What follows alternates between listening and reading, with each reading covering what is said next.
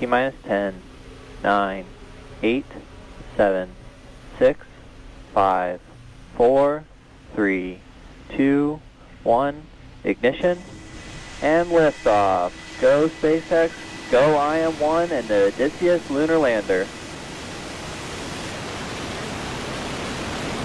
Vehicle pitching downrange. Stage 1 propulsion is nominal.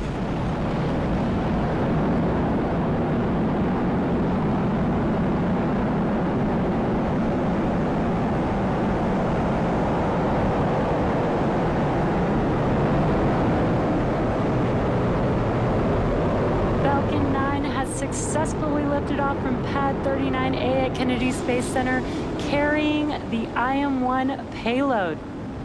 Now, during ascent, we tilt the engines, the technical term being gimbaling, and that turns the rocket horizontally. And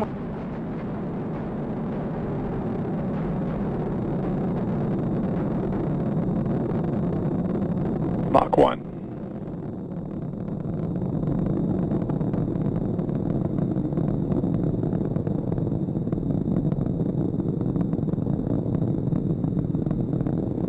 Max Q.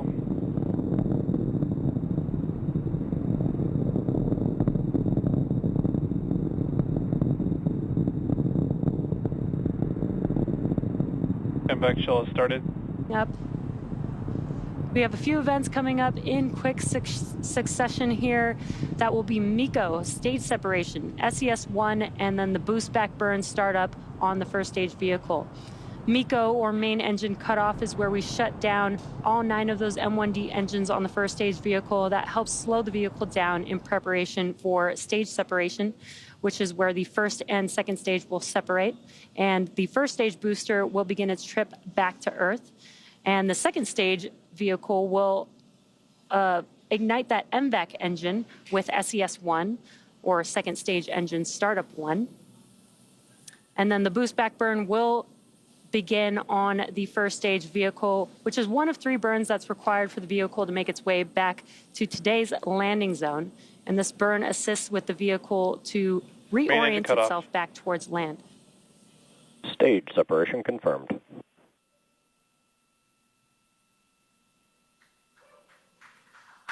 MVAC ignition. Stage 1 boost back startup.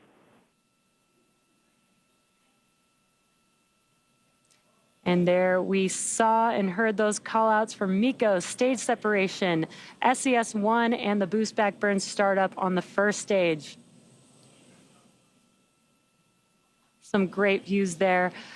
Now, the first stage is currently performing its boost back burn. This is where we ignite a few of the engines to bring the trajectory towards the landing site. And coming up here shortly will be fairing separation.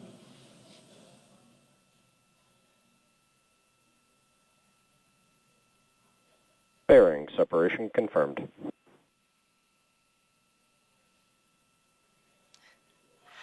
And an excellent view of fairing separation and an amazing view of the IM-1 payload attached to Falcon 9's second stage. Fairing deployment has been confirmed, and we will be attempting to retrieve these fairing halves once they fall back to Earth with our recovery vessel, Bob. Both vehicles are on nominal trajectories. And some good call-outs there. And in about 3 minutes, there will be a couple more burns on our first stage to prepare for landing at Landing Zone 1 at Cape Canaveral. Again, we've completed the boost back burn on the first stage. That's the first burn of 3. The next burns coming up will be the entry burn and then the landing burn for the first stage vehicle. Now we are at T plus 4 minutes and 17 seconds into today's mission. IM-1 is SpaceX's 14th launch this year, and the lunar lander on board could be the first U.S. moon landing since the Apollo program ended more than 50 years ago. You can see on your screen that the MVAC engine on the second stage is ignited, and we are currently in the first of 2 planned MVAC burns. Around T plus 6 minutes, you should see on your screen the first stage's entry burn coming up on that first stage vehicle. Again, that is the second of 3 burns. For the entry burn, we will relight 3 of those M1D engines, starting with the center E9 engine, followed shortly afterwards with the E1 and E5 engines. This helps slow the vehicle down as it enters back into the Earth's atmosphere. Now we need to slow down the vehicle to reduce re-entry forces, and that helps us to recover and reuse the first stage.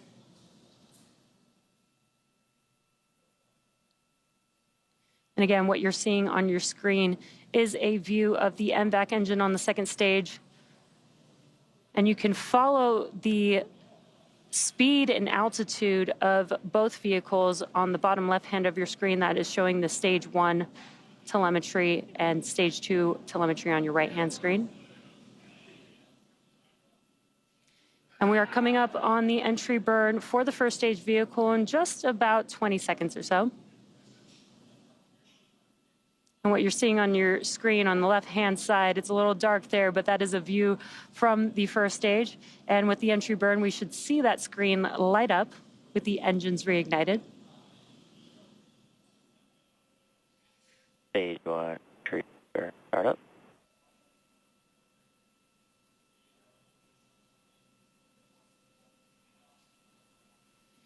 And there you can see that the entry burn has begun with those engines relit. Stage 1 entry burn shutdown. Stage 1 FTS. And a very, very quick Both entry vehicles are on burn nominal there. trajectories. Great call-outs, both vehicles on nominal trajectories. And as I mentioned, that was the second of 3 burns required for this booster to return back down to land. The next and final burn will be the landing burn. That's just a center E9 engine burn, and that helps slow the vehicle down just in time for landing. That's coming up in just about 15 seconds or so. Stage 1 transonic.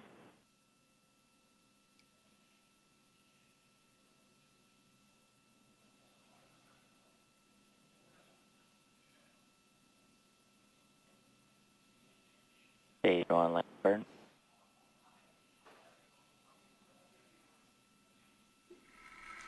And there you Stage can 2 see on from your thermal left-hand guidance. screen the landing Stage burn 2 has FTS begun. Let's watch as Falcon 9. Let's Stage watch 1 as Falcon 9 4. touches down for landing.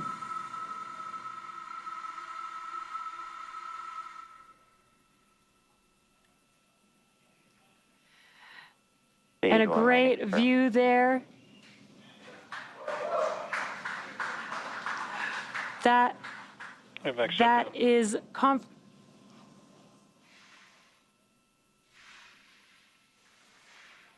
we just had confirmation Nominal of booster orbit landing. We insertion. also heard and just heard SECO 1 as well as a confirmation of good orbit for our Falcon 9 second stage carrying our IM-1 payload. Now with that landing, that marks SpaceX's 273rd recovery of an orbital class rocket, including first stage landings for Falcon 9 and Falcon Heavy.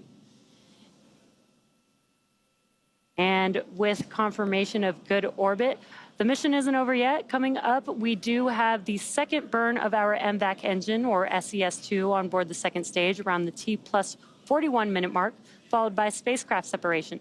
So until then, we're going to send it over to Megan at KSC. Megan?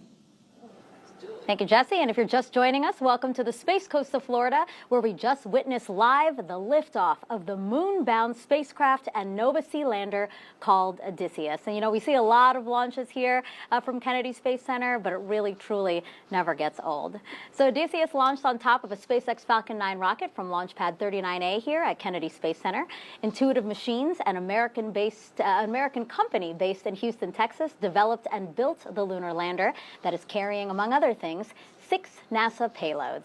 And if everything goes as planned, in 8 days, that Nova Sea lander is expected to land on the shadowy south side of the moon. Make sure you stay with us. Our broadcast here on NASA TV will continue through Odysseus's acquisition of signal, which is expected to happen around 1:55 a.m. Eastern Time.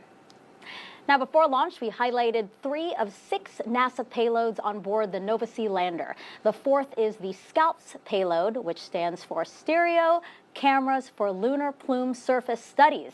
It includes 4 cameras at the base of the lunar lander. The images it captures will help scientists understand how landings impact the lunar surface for this mission and future ones. SCALPS is an array of small cameras that will be placed around the base of a lunar lander and collect imagery during the descent and landing of the vehicle. Using a technique called stereophotogrammetry, we can use those images to reconstruct a 3D shape of the ground. As the lander comes down, its hot engine plumes will interact with the surface. Our cameras will begin acquiring images from before this interaction begins until after the vehicle has landed on the surface. The SCALPS cameras will specifically be looking at the overall crater formation and erosion of the ground due to the rocket plumes. The final stereo images, which will be stored on a small onboard data storage unit, will be transferred to the lander and then downlinked to Earth, where we can use them to reconstruct the overall erosion volume and shape of the ground.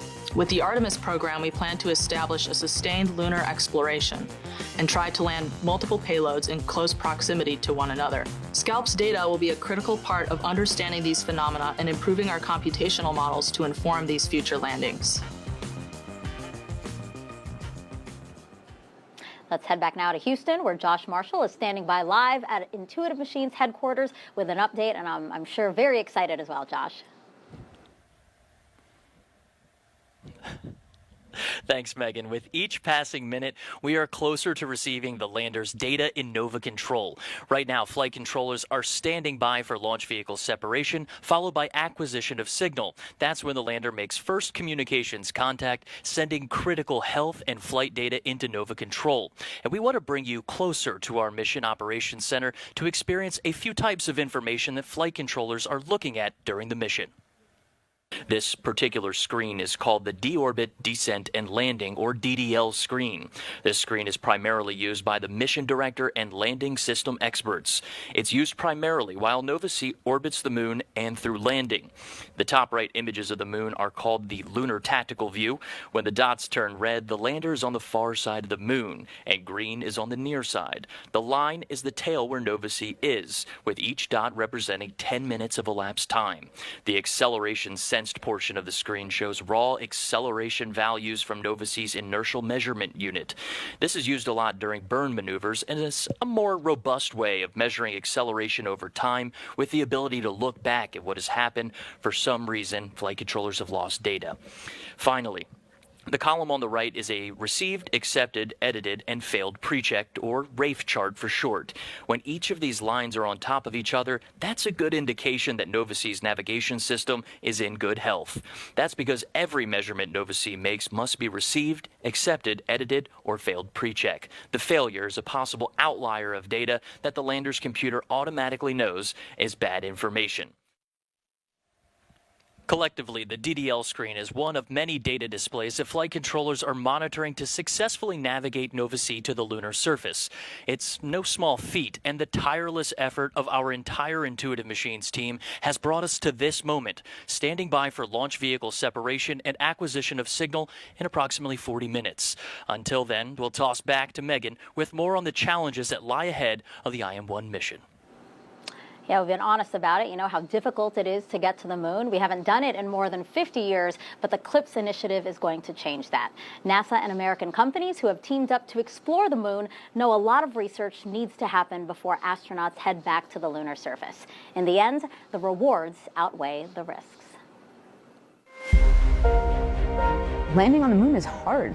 We're going back. Under this Artemis program, we're going to be sending humans to the moon for the first time since Apollo. So ahead of humans, we want to get up as much science exploration and technology experiments as possible. So CLIPS starts facilitating a lot of the early science, the things we want to learn before we even send humans. CLIPS stands for Commercial Lunar Payload Services, CLPS. The services part is the key element. Ordinarily, when NASA delivers a payload to the surface of the moon, they do it with a commercial partner, but NASA controls the building of the vehicle. Now, we're buying the service of delivery of our lunar payloads to the surface of the moon. It is a delivery service, akin to a delivery service that you'd have here on Earth. NASA will provide payloads to a commercial company. They decide how to get it to the moon. They have to develop their own lander, but they also have to manage the entire end-to-end mission. It's meant to provide affordable, rapid, frequent access to the lunar surface through American companies. We're funding different companies. We have commercial companies that are competing to win task orders to deliver our payloads to the surface of the moon. One of the goals when we started CLIPS was to help establish a lunar economy. Somebody has to do it first, and then it becomes commercially available. Then they're able to crank them up. Then they're able to make it more affordable. And so the lunar surface is just the next frontier for a commercial environment. But we had to acknowledge up front, all the way through the highest levels of the agency leadership, that some of them will fail. These missions may not be as successful as a traditional NASA mission. We have accepted the risk that going through this innovative approach with these commercial companies, that there could be some failures. Some of them are new companies. None of them have ever successfully landed on the surface of the moon. So they're going to learn lessons. We need to give our vendors the opportunity to learn. And so that'll help ultimately buy down our risk as these companies learn, okay, what does it take to actually build up the lunar lander, integrate payloads, get to the lunar surface and land safely? They've been able to demonstrate that they have very, very good technical depth and the ability to design and execute missions. We're willing to take more shots on goal. And we aren't risking human lives. And in the big picture, if we're flying missions at 1/10 of the cost of a NASA mission and we fail 2 of them, we still get 8 missions for that same price. Even with 1 or 2 or 3 failures, this is still a very economical proposition. It's a risk posture which is more risk tolerant than NASA is accustomed to. There's not a single one of these companies that's willing to bet their mission on a coin toss. Every one of them is doing what they can in order to have the most successful mission possible. But the important thing to realize is that risk tolerant does not mean risky. And the rewards are a long-term ability to get payloads to the moon inexpensively, frequently, and rapidly. We want science, so we can then put more of our resources on even more science, exploration, and technology payloads and get more of a return on investment when we get to the moon. CLIPS provides tremendous benefit across the scientific and economic communities. So there's a lot we'd like to learn about the moon to help human habitation and prepare us for missions to Mars and beyond. So the moon is the first step. Flying on commercial missions will mean cost savings for NASA. To talk more about that, we have Joel Kearns here now. He's the Deputy Associate Administrator for Exploration in NASA's Science Mission Directorate. It's a very good morning, Joel. We just saw lunch. Oh, beautiful lunch. Fantastic. It's great to be back here, Megan. Yeah, perfect. So, how does NASA maintain oversight when it comes to this, the CLIPS vendors? Obviously, this is a new initiative for us. Yeah. Well, remember, what we're doing here is NASA is not doing these missions. We're actually buying passage on commercial companies' missions for our experiments and our cargo. So we have established this group of pre-certified 14 U.S. companies that we can go to and have them bid to do a specific mission for us, to land at a certain place of the moon, and to bring our cargo or our experiments with it. Once we actually select a company to do that, we assign them a NASA engineer who's their liaison. They represent all the NASA cargo and payloads to the company, and they represent the company back to NASA. As part of that, we get a lot of insight into how the company is actually going to do their mission. We try to make sure they really understand what they need to do to make our cargo successful, our data come back from the moon. And then we continuously learn from that, and we feed back and make sure that all 14 of those companies are certified to be able to do this work. So a very collaborative effort. And, we're talking a lot about a commercial lunar economy. That's kind of the end goal. So how does that shape up with CLIPS? How do we get there? A couple of different aspects. When you hear us talk about wanting to form a lunar or a cislunar economy, in the short term, what that really means is encouraging the companies to get other non-NASA organizations to pay them to bring their experiments or their cargo on the moon. But it's actually a lot broader than that. Just by offering these contracts to industry and having them build their own missions that we can take a part of, the companies are developing their own, you would think of as a parts and high-tech ecosphere on Earth that's part of the lunar economy. Over the years, they've had to figure out ways to build these robotic landers. In some cases, helping other companies do new advanced high-tech components like rocket engines or fuel tanks or sensors, which didn't even exist 5 or 6 years ago. Of course, we can say now we're talking about small payloads going to the moon from commercials or having suppliers on Earth, but what the goal is in the long term is for these CLIPS companies to be able to take to the moon work or goods or services of other bigger companies that just want to do work in space. So what would you say is the agency's confidence in CLPS? You know, you laid out a very ambitious vision. Yeah.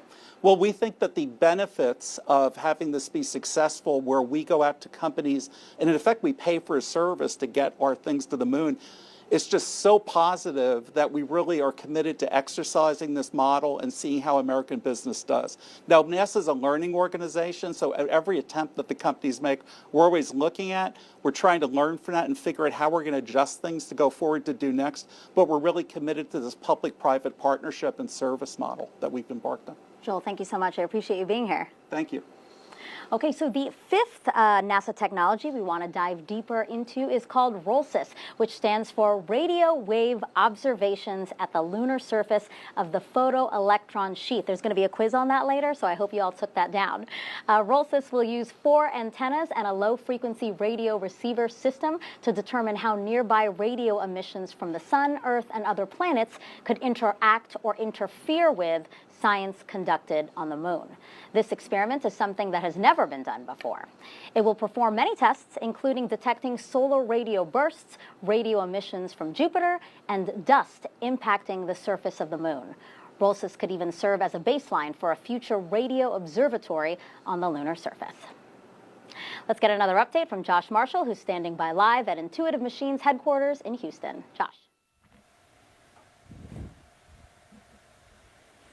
Hey Megan, when I asked our mission directors about what should I expect from launch vehicle separation on until about AOS, and they said, well, we're just going to be patiently waiting. And after 4 years of hard work to get to this point, this must feel like an eternity. Let's take a live look into Nova Control. For some of the folks working today's launch and acquisition of signal shift, they've been working on the IM-1 mission since before we were awarded the task order back in 2019. Even folks that started in the past couple years or the past few months have poured their hearts and minds into this IM-1 mission. In fact, every Thursday, Intuitive Machines holds a lunch and learn for folks to learn more about the company. And just a few days ago, one of our flight controllers, Brooklyn Herman, was describing today's events and said the opportunity to land on the moon has been a dream for her whole life. And everyone at Intuitive Machines is part of this beautiful mission, an incredible opportunity. And while we do have a moment just in between launch vehicle separation, we want folks at home to know that that same sentiment echoes through everyone at Intuitive Machines. We are humbled by the gravity of our mission, yet emboldened by the boundless possibilities that lie ahead, starting with acquisition of signal, which we expect to happen just a few minutes after launch vehicle separation. For now, our team will continue to patiently wait and toss it back to Florida to introduce another IM-1 mission payload. Megan? Well said, Josh. Okay, so the sixth and final payload has 3 telescopes that will help the spacecraft land safely. In the past, astronauts had to use a viewfinder or rely on radar. So the Artemis program is taking NASA back to the moon, and everything that goes there, including the instruments and people, must be flown there safely and landed there precisely. So the landing phase of that task is one of the most critical aspects of it. NDL is a LiDAR instrument that is used to enable that capability. It uses light in the same way that sonar uses sound. For NDL, we have 3 telescopes where light would come out of the telescope, hit the moon's surface, and some of that light will be reflected back. These telescopes are mounted on the outside of a vehicle so you get a clear view of the ground as it's coming in for a landing. In the Apollo era, large radars or astronauts using their eyes looking out of a viewport were used to help land the vehicles. NDL is going to have to take the burden off of the crew with a much smaller, lower power, and more accurate instrument. Throughout the broadcast, we showed you each of the 6 NASA instruments that are bound for the moon. To talk more about those is NASA project scientist Deborah Needham. Good morning to you. Good morning. Beautiful launch. A beautiful launch. So exciting. So now we have 6 payloads bound for the moon. Is there a common theme among them? I would say there are 2 themes to the payloads on board Intuitive Machines, the Odysseus lander. The first is demonstrating technologies for enabling future spacecraft to land more safely and more precisely on the lunar surface. And the second is characterizing the surface of the lunar South Polar region, which is an extremely challenging environment to operate in, and it's preparing us for sending humans to the lunar surface in advance of the Artemis missions. So very precise things they're being sent for to study. So, if they make it to the moon in 8 days, what happens next for each of them? So even the payload's work starts even before they get to the moon. Intuitive Machines, while it's transiting towards the moon, will turn on the NASA payloads to make sure that they survived launch and are operating as we expect. And then you've heard about the RFMG, the radio frequency mass gauge.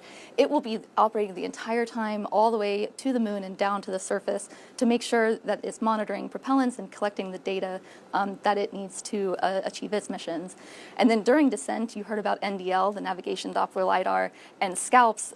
They're going to be operating during descent and collecting their data. And then once on the moon, Intuitive Machines will turn on our other NASA payloads, and they'll take turns collecting data until they achieve their missions. How are these instruments selected?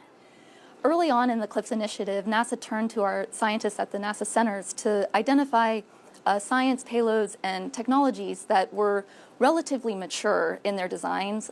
We did that because we wanted the payloads to be ready for when the landers were ready to integrate them onto the landers and deliver them to the moon. So then NASA turned to the vendors and said, okay, you pick from this pre-selected list of NASA payloads which ones you think you can successfully integrate onto your landers and deliver to the moon. So Intuitive Machines actually chose the payloads that are on its delivery. Deb, thank you so much. I can't wait to see what we discover with these payloads. Me too. Thank you so much. Thank you. Okay, so now we're going to step aside while we await our next big milestone, the second burn of the second stage of the Falcon 9 rocket, and then right after that, the separation of Intuitive Machines' lunar lander from that second stage. We are expecting that to happen about 20 minutes from now, so we will see you then.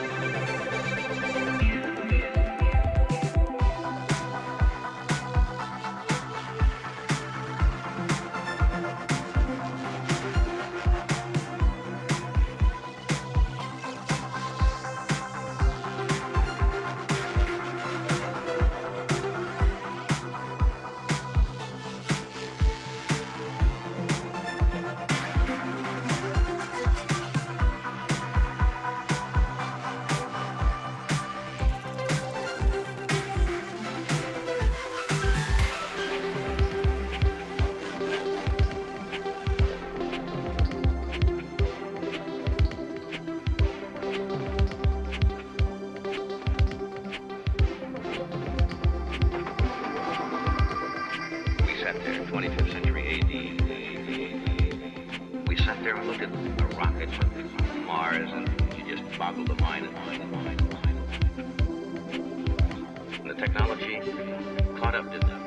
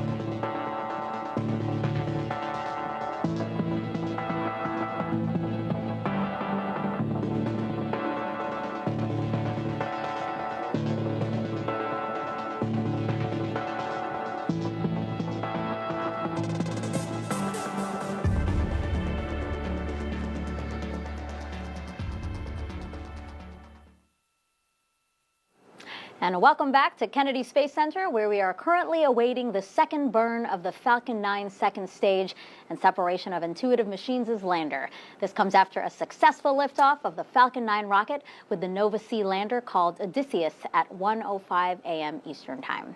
Intuitive Machines, an American company based in Houston, Texas, developed and built the lunar lander that is carrying, among other things, 6 NASA instruments. And if everything goes as planned, in 8 days, mark your calendars, February 22nd, that Nova C lander is expected to land on the south side of the moon. Let's go now to SpaceX headquarters in Hawthorne, California, where Jesse Anderson is live as we await that second burn and then spacecraft separation. Jesse.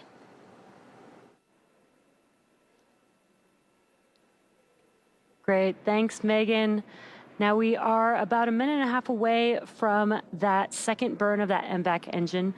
Next coming up will be SES-2, that second stage engine start 2, and that will be followed by SECO-2, which is second stage engine cutoff. This burn will last about 53 seconds and will help the vehicle to make it to its final targeted drop-off orbit. Then the vehicle will coast for a few minutes prior to spacecraft separation. So we're getting very close, and this is getting very exciting here. Again, we're just about a minute away, just under a minute away from that last burn of this MVAC engine here.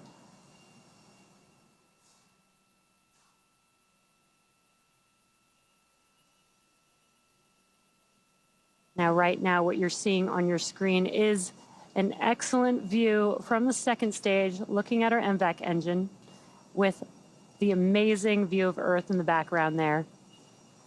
The IM-1 lunar lander is still currently attached to Falcon 9's second stage at this moment. And again, SES-2 and SECO-2 are coming up here in just about 15 seconds or so. And hoping to be able to continue these live views here so that we can see SES-1 and SECO-2.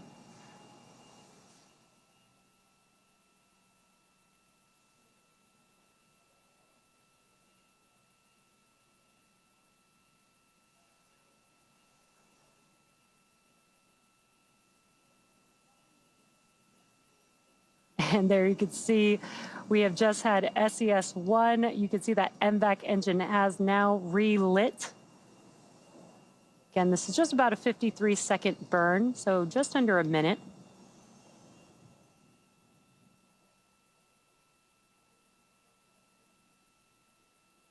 And shutdown of this MVAC engine coming up here in just about 10 seconds or so.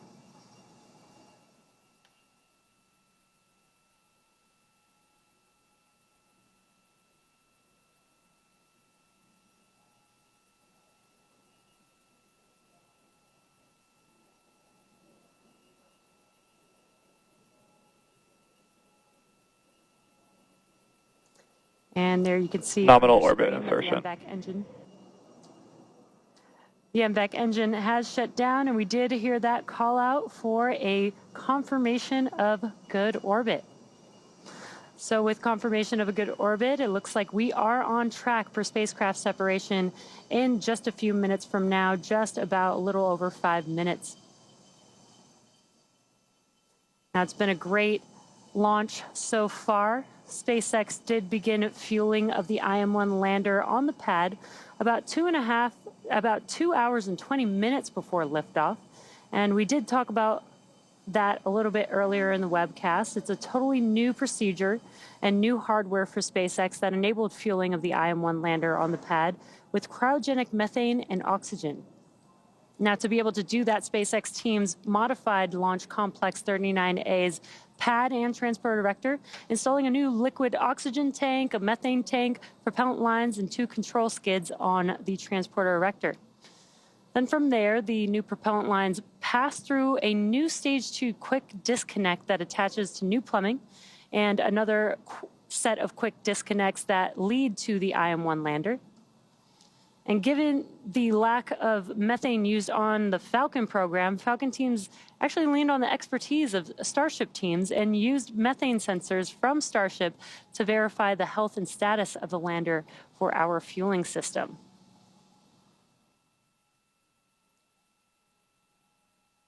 Now, if you're just now joining us, we are just about 4 minutes away. We're awaiting spacecraft separation of the IM-1 lunar lander, which is still currently attached to Falcon 9's second stage.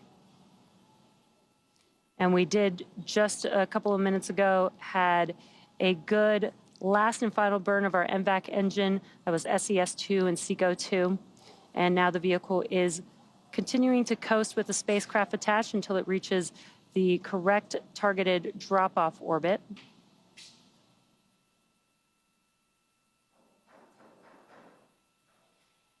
And just to recap, if you're just now joining us, we did have an on-time liftoff at 1:05 a.m. Eastern Time, and everything has been proceeding nominally. Stage separation occurred just about 2.5 minutes into flight, and that was followed by the successful landing of our Falcon 9's first stage back at Landing Zone 1, or LZ1, and that was the 18th landing for this specific booster. Now, for those of you following along, this booster has supported GPS-3, Mission 3, Turksat-5A, Transporter-2, Intelsat G33 and G34, Transporter-6, and 12 Starlink missions. So pretty impressive and veteran booster for today's mission. At about T plus 7 minutes and 46 seconds, we did have a successful second engine cutoff for SECO-1. That was the first burn of the 2 burns for this mission, and that was followed by confirmation of good orbital insertion. The vehicle was then able to coast for a bit there, and then again, just a few minutes ago, we did have the second burn for this MVAC engine. 2 burns required to reach the targeted drop-off orbit for this IM-1 lander.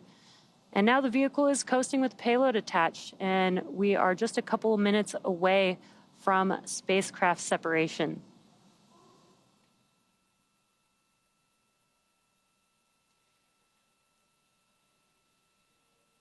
IM-1 could become the first U.S. lunar lander since Apollo's last landing in 1972, almost 50 years ago, and could be the first commercial lander to succeed in reaching the moon's surface.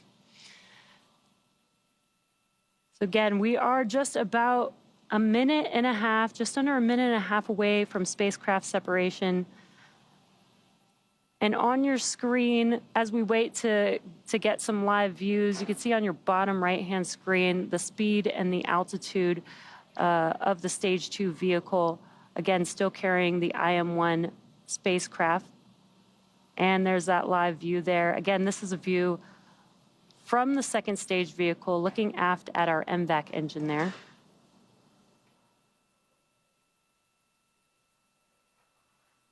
And we are patiently waiting spacecraft separation here, just under a minute from now.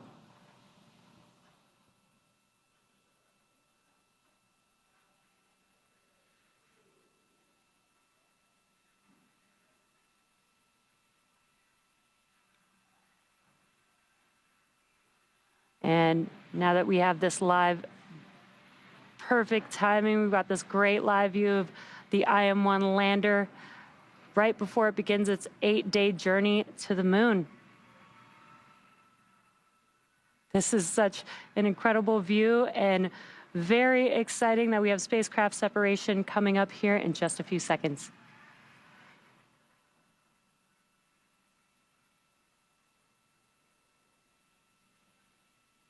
IM-1 Odysseus lunar lander separation confirmed.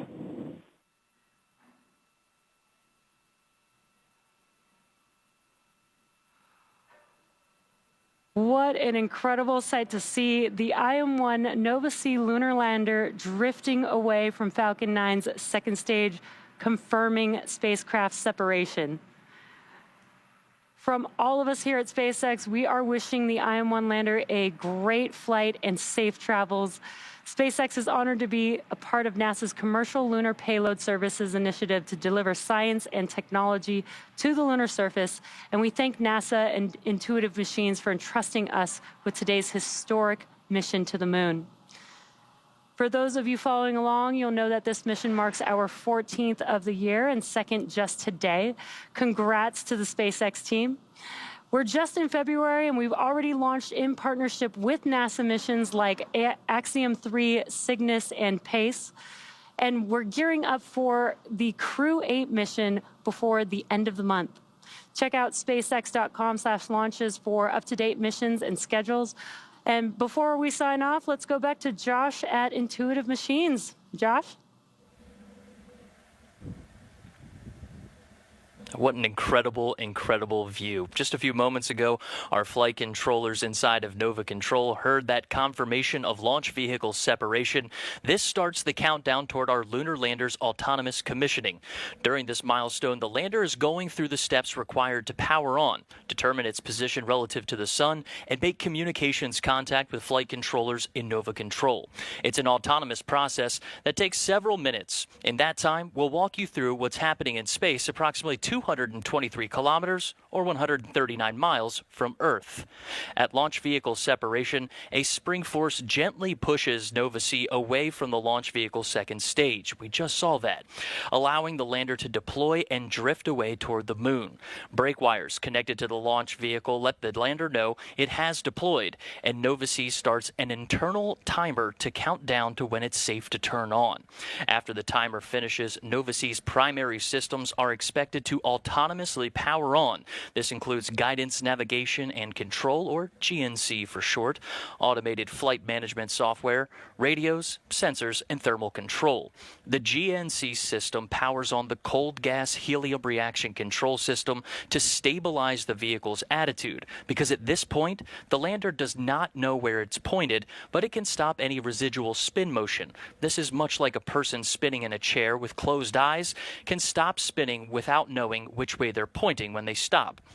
After controlling the spin rate, special cameras known as star trackers autonomously match images of the distant star field and provide Nova-C with its orientation.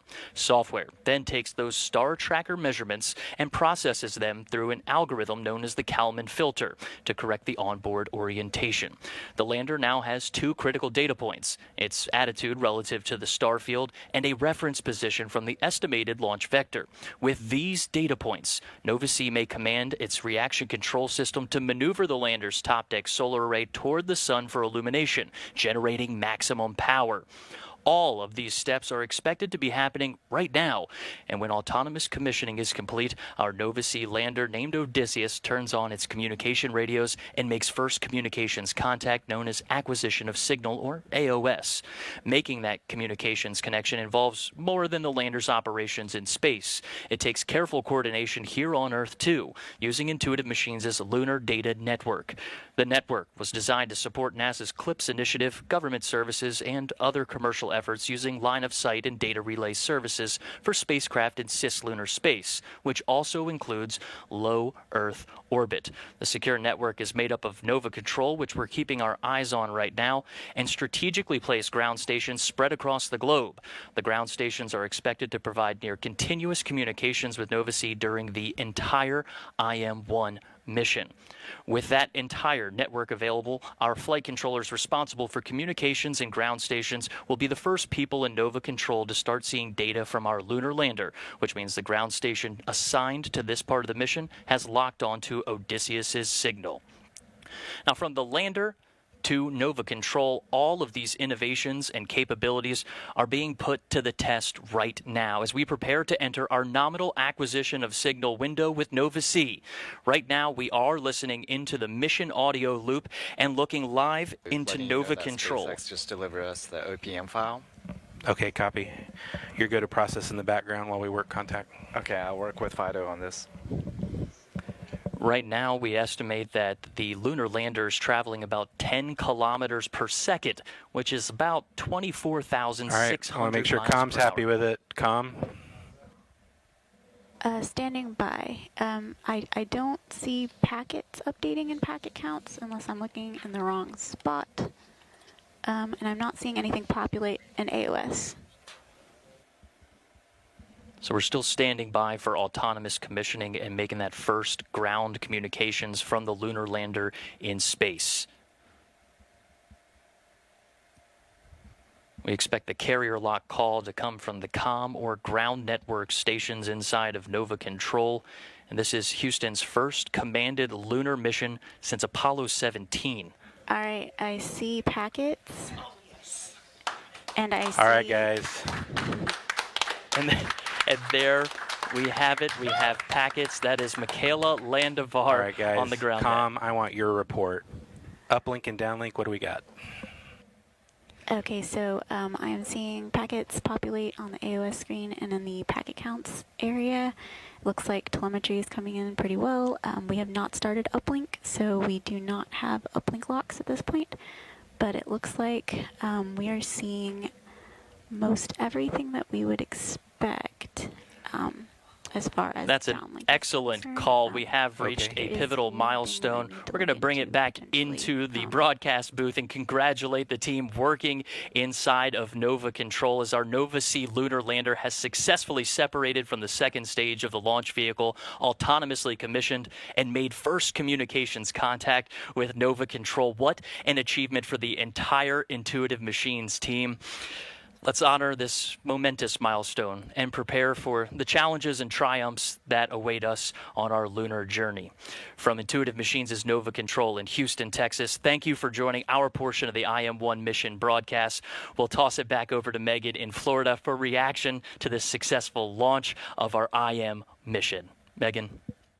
Yeah, from here at NASA, we just want to say congrats to Josh and Intuitive Machines, another successful CLIPS launch and orbital insertion of a commercial lunar lander. Now, hopes are high that a U.S. commercial lunar lander will make it to the moon. And joining me now to talk a little bit more about that and this program is Chris Culbert, and he is the CLIPS program manager. Exciting to see this unfold right in front of us, huh? Yeah, this is great. SpaceX gave them a wonderful ride, great launch, really clear sky. We could see it all the way up to the well, not to the moon, but on its way. We saw the moon in the distance. We could see the moon. It was a great launch. This is a great step. It's a lot of hard work to get here. This is 5 years of effort from a very small company. But they've made a lot of progress. They solved a lot of problems, and now they're on their way. So this is a good start, but it isn't the end yet. They got to finish the next step. That's right. But at least we have 8 days, right? We do. have 8 days. Yeah. So they've got 6 days to get to the moon, and then we'll hit the hard step. Yeah, so with the challenge of landing on the lunar surface, what's your message to the Intuitive Machines? So the big thing right now, they need to stay focused. Space is hard. Small mistakes can doom you. We know they're very talented. They're very well organized. We're really impressed with the depth and technical skills of this team, but you have to stay focused. You got to make sure you nail everything and stick the landing. So again, a lot to look forward to, but we're optimistic. Yes, we are. We're looking forward to it. I got a lot of faith in these guys. Great. Chris, thank you so much. Glad to be here with you again for another CLIPS launch. Thank you very much. Okay, so that is going to wrap up NASA, Intuitive Machines, and SpaceX coverage of the launch of the Nova C moon lander on a SpaceX Falcon 9 rocket from Pad 39A here at Kennedy Space Center. Again, if all goes well, Nova C is expected to land on the moon 8 days from now, so mark your calendars, on February 22nd. It would be the first U.S. landing on the moon since 1972. We'll, of course, bring you that coverage live right here on NASA TV. And until then, you can find out more